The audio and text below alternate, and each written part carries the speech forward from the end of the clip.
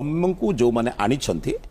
सेमानंको सेवारु वंचित करंत नाही तमे जहाको आनिछ तांको असदाचारी कराओ नाही दीटा काम तुमको जे आनिछंती बापा मां तांको सकाळु संध्या पर्यंत तम द्वारा जेतिक होची सेतिकी श्रद्धा भक्ति तांको सेवा शुश्रूषा कर एला गोटे काम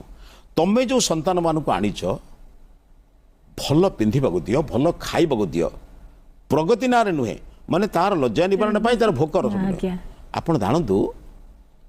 जड़े पिलाटे चाटी केमी खाऊ आउ जन सांग कहे तू कौन खाई पाइनु ना कौन चाटी खाऊ से छुआटी कहूँ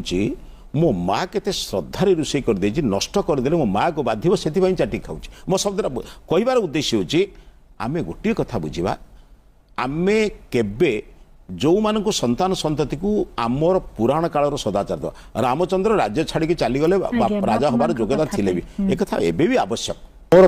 एक कहवा द्वारा पिलाटी बुझ बापा माँ कथा को समीक्षा करा जाए बापा नहीं किंतु संस्कार ताको एमिति दियंतु दियंतु जेमिति पुरातन संस्कार जहा थिला रामचंद्रंकर कृष्णंकर के दयानंदंकर बुद्धंकर गांधीकर जहा थिला से संस्कार ता ऊपर रो देखिबा समाज के नष्ट होबनी।